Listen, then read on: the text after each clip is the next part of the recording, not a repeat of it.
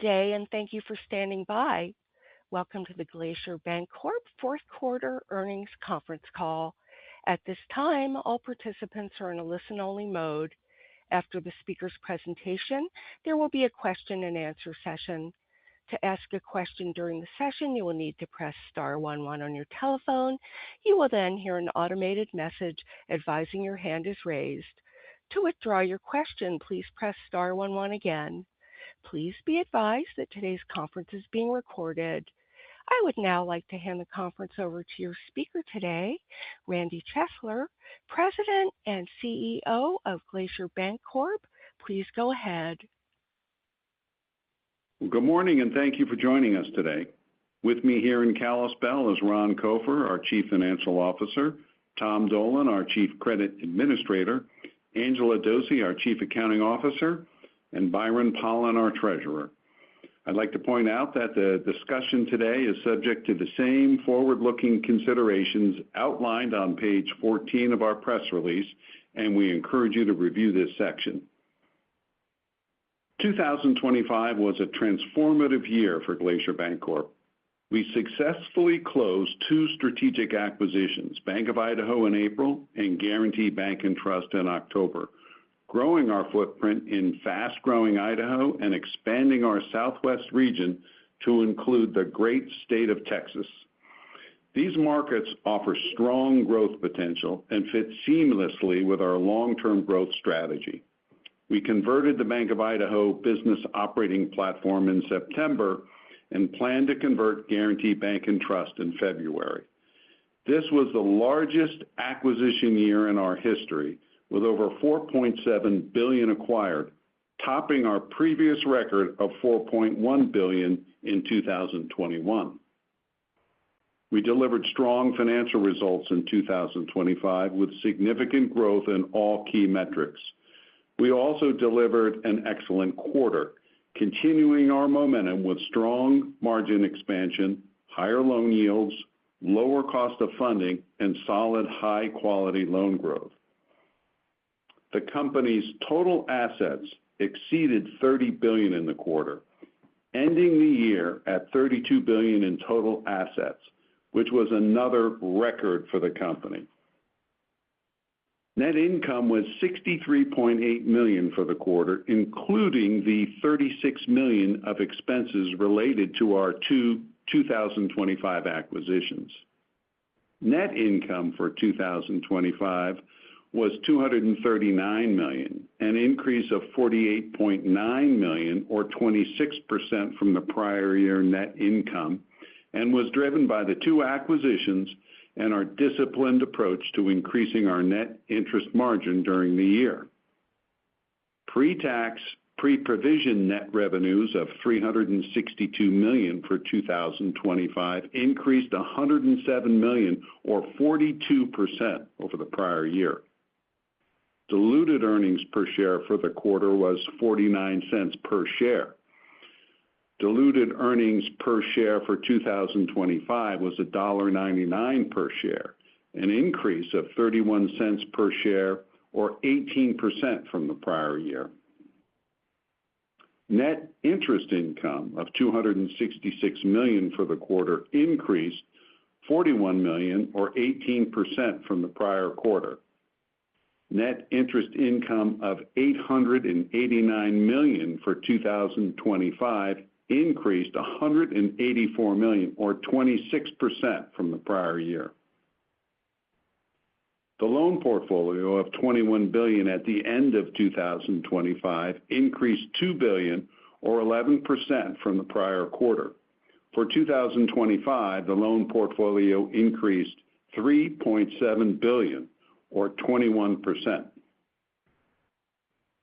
Total deposits of $24.6 billion increased $2.7 billion, or 12% from the prior quarter.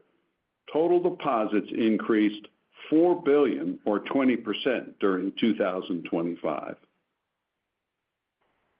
The net interest margin as a percentage of earning assets on a tax equivalent basis for the quarter was 3.58%, an increase of 19 basis points from the prior quarter and an increase of 61 basis points from the prior year fourth quarter.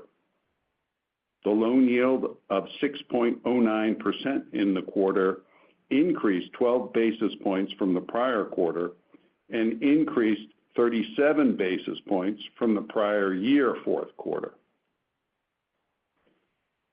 The total earning asset yield of 5% in the quarter increased 14 basis points from the prior quarter and increased 43 basis points from the prior year fourth quarter. The total cost of funding, including non-interest-bearing deposits, of 1.52% in the quarter decreased 6 basis points from the prior quarter and decreased 19 basis points from the prior year fourth quarter. Total non-interest expense of $195 million for the quarter increased $26.8 million or 16% over the prior quarter, primarily due to the increased costs from our two acquisitions. Included in non-interest expense for the quarter was $24 million from the Guaranty Bank and Trust acquisition and $3 million of expenses related to vacating branch locations. Non-interest income for the quarter totaled $40 million, which was an increase of $5 million or 14% over the prior quarter and was up 28% over the prior year fourth quarter. Service charges and fees increased 14% from the prior quarter and increased 20% over the prior year fourth quarter. In 2025, our efficiency ratio dropped from 66.7 at the beginning of the year to 63%, showing good momentum for continued steady reduction. Credit quality remains at historically low levels. Our non-performing assets remained low at 22 basis points of total assets, with a slight increase from the prior quarter, driven primarily by the acquisition of Guaranty Bank and Trust. Net charge-offs were 6 basis points of total loans for the year compared to 8 basis points in the prior year. Our allowance for credit remains at 1.22% of total loans, reflecting our conservative approach to risk management. We continue to improve our strong capital position, with tangible stockholders' equity increasing $609 million or 29% in 2025.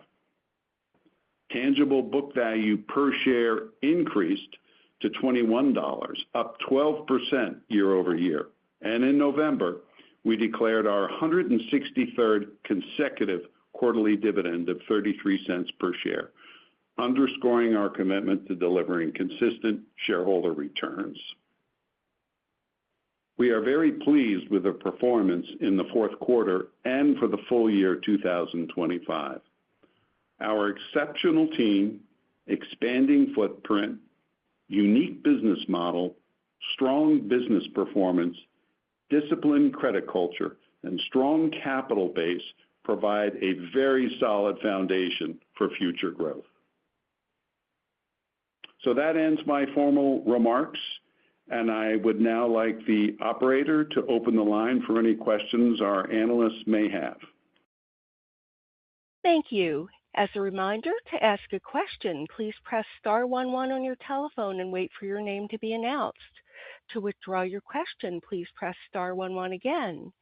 Please stand by while we compile the Q&A roster.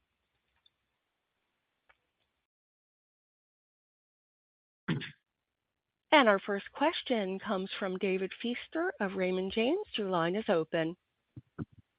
Hey, good morning, everybody. Morning, David. I want to start on the growth side.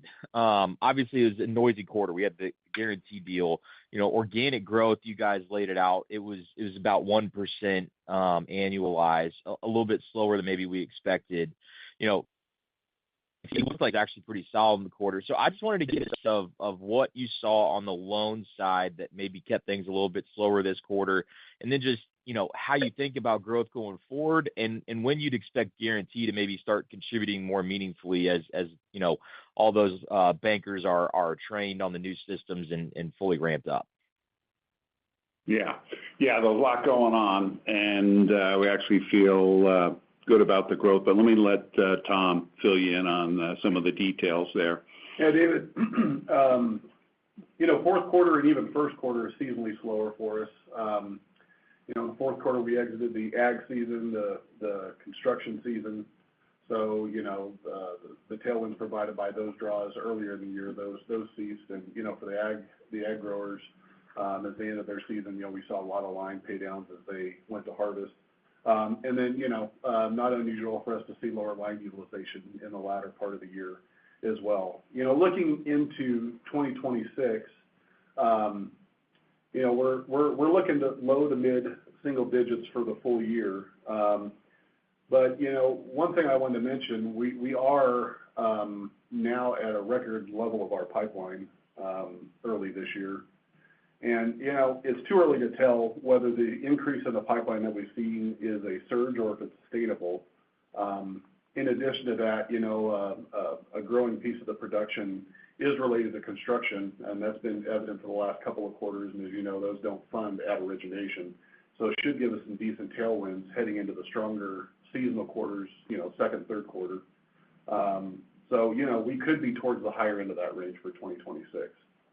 And then in terms of Guarantee, to answer your other question there, they've hit the ground running. I think they're going to add meaningful production for us.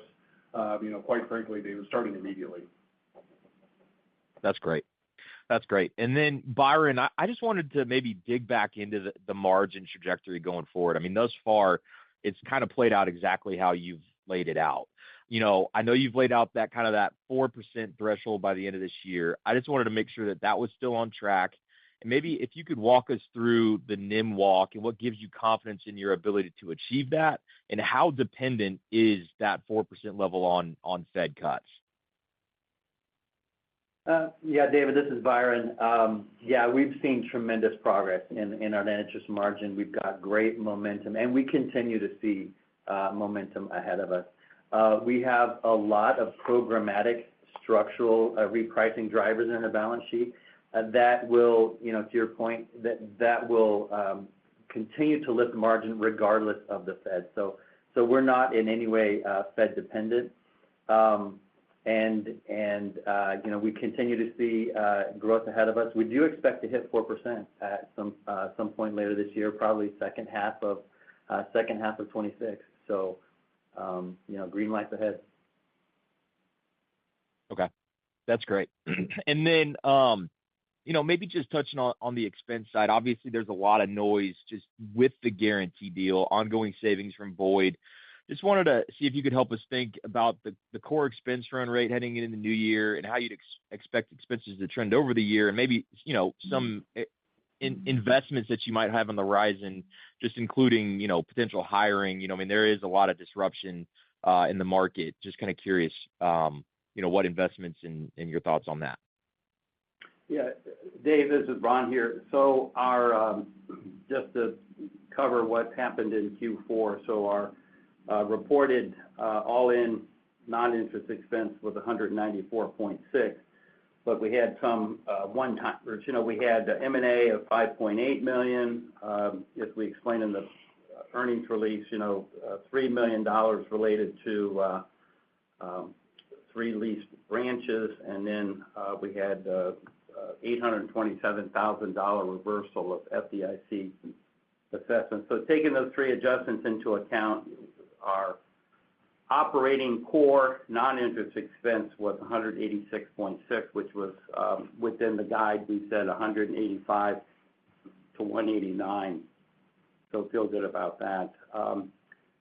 The run rate for next year, the first quarter, as is traditional, will step up. We're going to guide 189 to 193, and that represents just a 2% increase compared to Q4.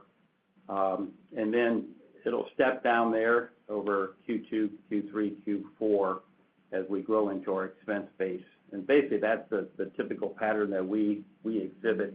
So, but in terms of the technology spend, the really good news is that's helping us control our non-interest expense as we get more efficient, as our divisions, our people embrace that technology. So it's made a difference, certainly in the numerator of the efficiency ratio, but as well it's helping to,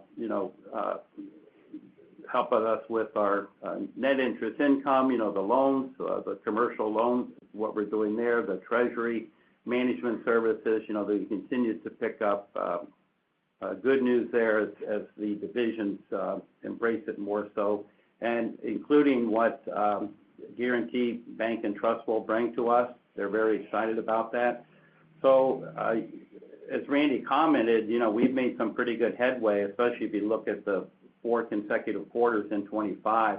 Each time, whether you look at reported or operating, our efficiency ratio continues to improve. And the good news is we think in this year we will be able to hit mid-50s, 54 to 55%, which is our traditional range. In terms of investment in people, David, and there is a lot of disruption. I think one of the interesting things here is, and we're looking at all the people, we really kind of funnel the folks, the talent down and find that there's, fewer rather than many that we think would be a good fit for our team and add some real significant lift. And so really no material increase in expense associated with bringing those people on. It's more individual. And as I said, that's because there's a lot of people, but when you really sort through who has the relationships and who's got a lot to bring to the table, it's actually a smaller number. That makes sense. Thanks, everybody. Welcome. Thank you.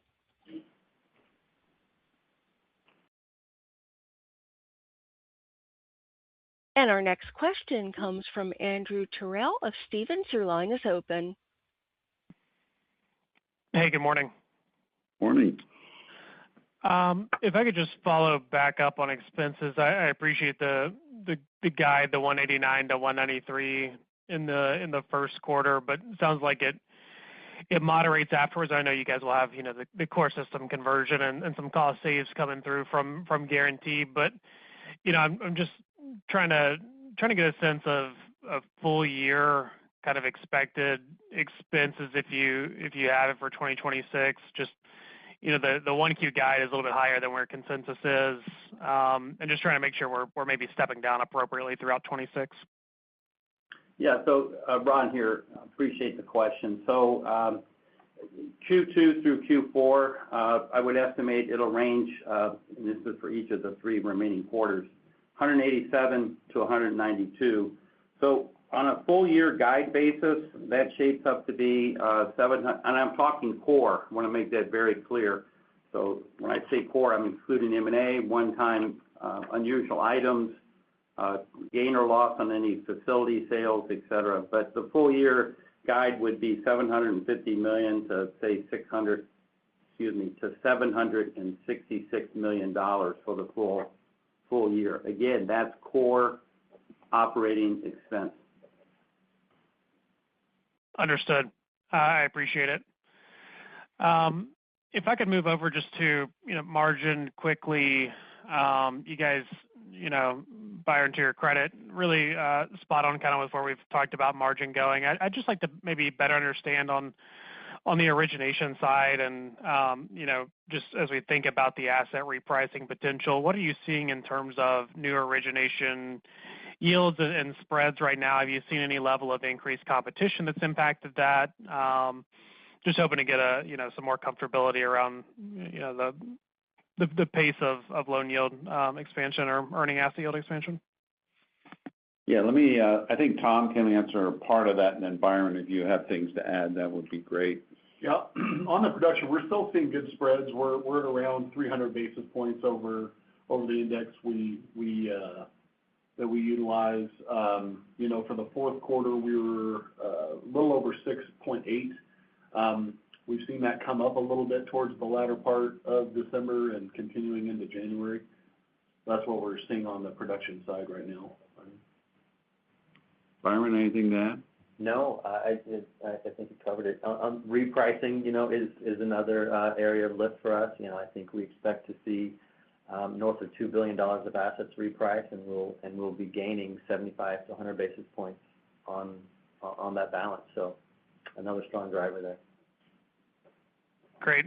I appreciate it. And then last one for me, just I'd be curious, do you guys have the final day one tangible dilution for Guarantee? And maybe I missed it, but I think it's supposed to be barely dilutive when you guys announced, but your tangible book value was up pretty nicely this quarter, and capital is obviously in a better spot than what you were forecasting as well. So I was just hoping if you had, the update there.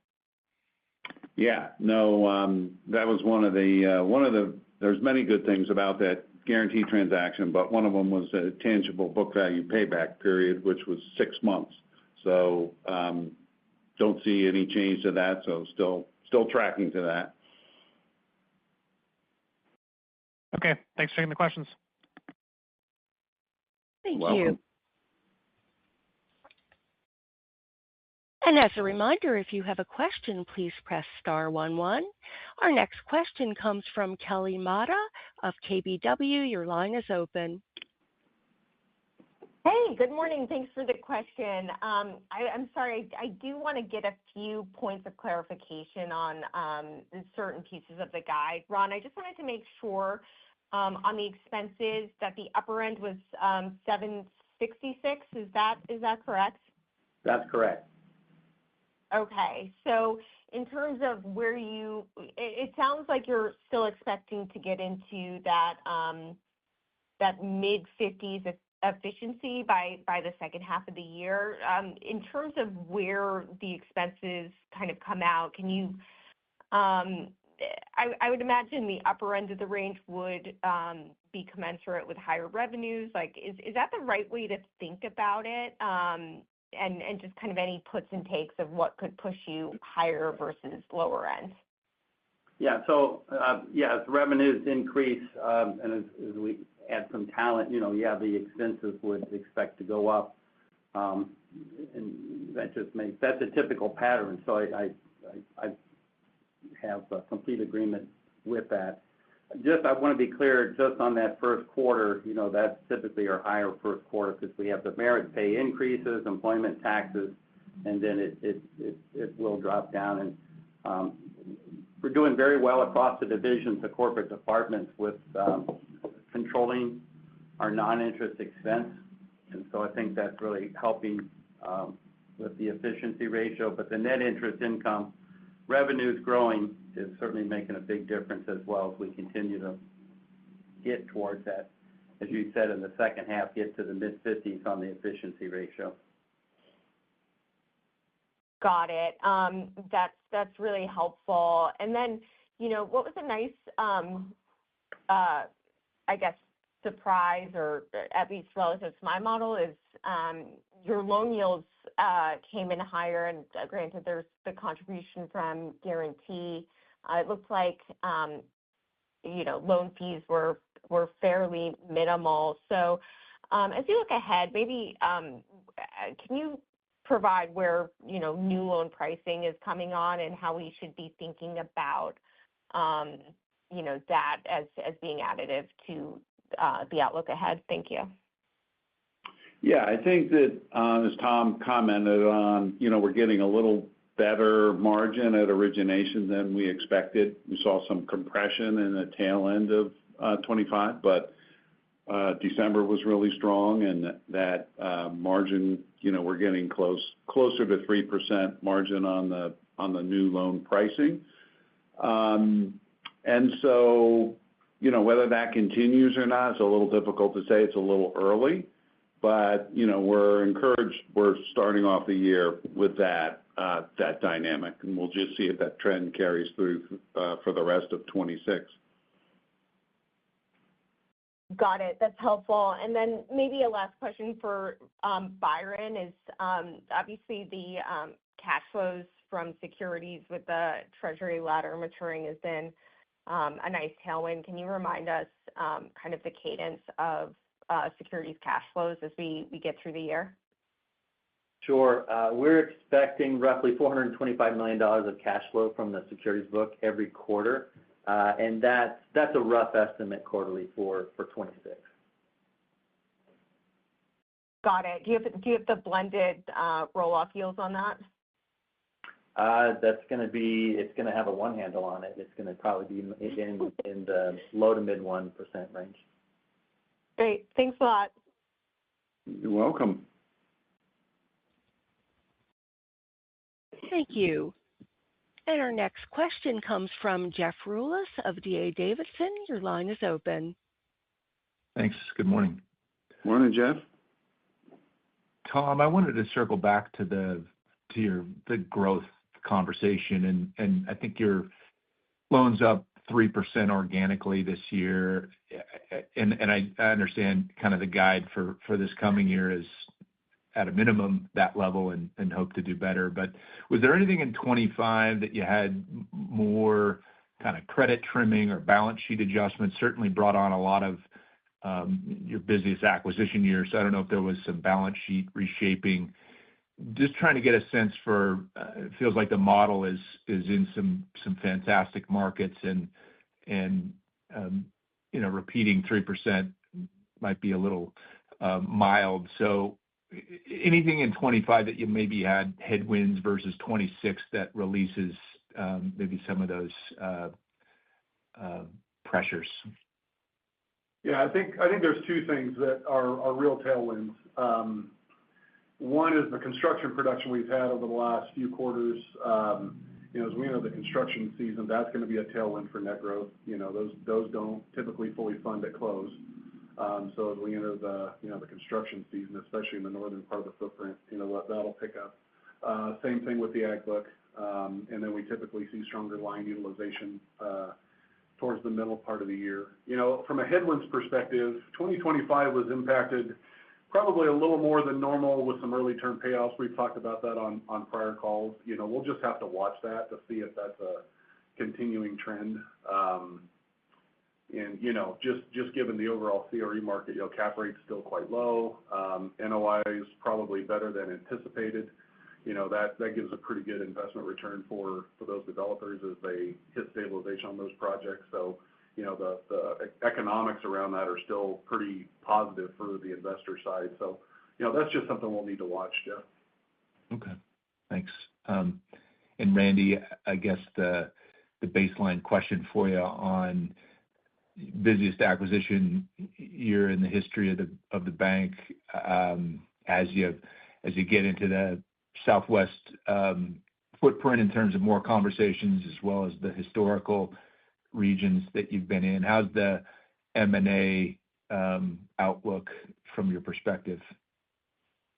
Well, I think it's good. And we're having conversations in the Mountain West region as well as the Southwest. And, there's increasing activity there. And I'd say we're being very disciplined and selective as we've always been, as more and more things appear. And right now our focus is on, getting the Guaranty Bank and Trust conversion done. We're going to do that in mid-February, and really making sure that goes exceedingly well, which we believe it will.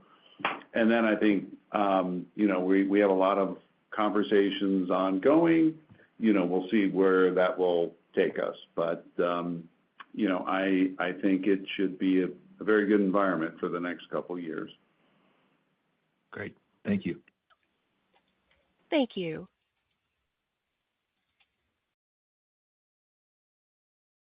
We have a follow-up from Andrew Terrell of Stephens. Your line is open. Hey, thanks for taking the follow-up. Just a couple of quick questions around the margin. Byron, I think you said it was a little north of $2 billion for repricing assets in 2026. Can you confirm that? And do you have a comparable, figure for 2027? And then separately, I was going to ask, you're getting close to the end on the FHLB balances. do the rest of those come off in, the first part of 2026? And then, with some of this excess cash flow you're generating, what should we think about in terms of uses of that? Does it go back into the bond book? Is there anything else that needs to come off in terms of higher cost funding? Just a couple of the moving pieces there. Sure. In terms of the repricing, Andrew, I don't have the 27 number in front of me. I can look that up and get back to you. I think it would be comparable to what we expect in 26. $2.5 billion, somewhere in that neighborhood would likely be repricing in 27. In terms of the FHLB paydown, we expect to complete the payoff of our FHLB advances later in the first quarter. I think mid-March is the payoff of that, and so that will be great to see the payoff of that higher cost debt, and that's been a big part of our margin recovery story as well. And that will be funded with securities cash flow, with the elevated cash flow that we noted earlier coming off of the securities portfolio, perfectly sufficient to fund that payoff. And once we pay off that remaining $440 million, that's pretty much it in terms of our wholesale funding that's left. Yeah, and so just probably gets put back into the bond book at that point, the excess cash flows. Exactly right. Yeah, we're looking at strategies, for later this year to what to do to redeploy that cash that would build. Great. Thanks for the follow-ups. Thank you.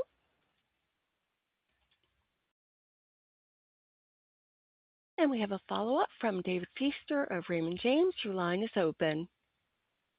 Hey, thanks for letting me hop back in. I wanted to circle back to Guarantee and just kind of get a sense of how that integration has gone so far. Going into a new market can be very difficult, and Texas isn't easy, but I know that's a market that you know well, Randy. I suspect it's pretty limited disruption just given, this is a new division that y'all are creating, no real branch changes or, anything like that. And, again, Tom, I appreciate the commentary that they're already starting to contribute, but just wanted to get an early read on the integration now that we're a few months in post-close, and kind of what you're most excited about with them at this point. Sure. Yeah, I mean, to start with our model, we keep the name. It's a 100-year-old bank. In terms of minimizing disruption, we keep the people. We have the same leadership in place. And so that is, very, very helpful compared to some of the other transitions ongoing in the market down there. We think that we're extremely well-positioned with customers and employees. So that part, just setting the stage with the model is very, very helpful and positive from our standpoint. It's been a great fit. I think we've noticed that from the beginning and talked about that, the culture fit. Certainly on the credit side, Tom has done a lot of work, and it's a very good fit. So it looks very much like a seamless handoff. They're integrated into the credit system right now, and we're very, very mindful of making sure that they have all the tools they need to succeed. In terms of being excited about it, I mean, it's the franchise has been and still is extremely well positioned in that market. They got a great legacy base in East Texas with Mount Pleasant as the centerpiece there, but a lot of very, very good markets. And then they're exposed to some very strong growth markets with very good teams in place. So Dallas-Fort Worth, College Station, Houston, Austin. And so I think the opportunity, and they really just have scratched the surface there. That's probably the most exciting thing is as we give them some sophisticated tools. So we're giving them our automated commercial loan processing system. That's going to create some productivity, some improvement in how we can serve customers there. And then, much bigger balance sheet, so an ability to take care of customers, bring back relationships that had to be handed off from a $3 billion bank to a $30 billion bank. So all those things, David, we think will be really, really nice tailwinds going forward. Okay, that's great. And then, I don't want to beat a dead horse on the margin. You guys have been very clear on the near-term dynamics, but if I think longer term, just given the strength of your core deposit base, you've historically operated, pre-pandemic, you had a margin in the mid 4% realm. I just wanted to get your thoughts on if that's still an achievable level, again, based on the back book repricing and securities tailwinds, even into 2027, would you still expect fairly robust margin expansion, in 27? Yeah, David, we do see continued expansion, whether we get to 4.5. Let's get to 4 first, and then work and build on that progress. But just from what I see ahead of us right now, I could see us growing beyond that 4% in 27. Absolutely. Okay, that's terrific. Thanks, everybody. Welcome. Thank you. And our next question comes from Matthew Clark of Piper Sandler. Your line is open. Thanks. Thought my hand was raised. Just want to clarify the expense run rate for the upcoming quarter, the guide. Did you say 189 to 190 or 189 to 193? 193, Ron here. 189 to 193. Got it. Okay, thanks. And then on your deposit costs this quarter, they ticked up a little bit here. I'm assuming that's from the Guarantee deal, or was there something else going on? And I assume we're going to see the deposit cost trend back down from here, though. That's exactly right. Yeah, the uptick that you saw was from the acquisition, and we do expect to see declining deposit costs from here. Okay, got it. And then on the for the cost saves, did you get any cost saves? I think it was expected to be a little over $17 million from Guarantee. Did you get any of the cost saves out this quarter, or is it all on the come beginning in 1Q? Yeah, Ron here. It will really take hold after the conversion, and so that's really where it is. We've been just doing a lot of things, as Randy pointed out, but they will show up. They've been very, very mindful of that, and we're working with them. Back to Randy's point, integration, coordination going very well. Yep, good. Okay. And then on the net charge-offs this quarter, I know we're splitting hairs at 12 basis points, but up from the prior quarter. Anything unusual in that in those charge-offs? Anything outsized, or is that kind of more normal, you think? No, more normal and typical for year-end cleanup. We typically, as we continue to scrub the portfolio, if there's an opportunity to exit a credit, we'll do it. So it's normal. Nothing outsized, nothing unusual. Okay, great. Thank you. You're welcome. Thank you. This concludes our question and answer session. I would like to turn it back to Randy Chesler for closing remarks. Very good. Thank you, Dee Dee, and thank you, everybody, for dialing in today. Very excited about the trends here and the growth into 26. So we appreciate everybody dialing in. Have a great Friday and a great weekend. Thank you. This concludes today's conference call. Thank you for participating, and you may now disconnect.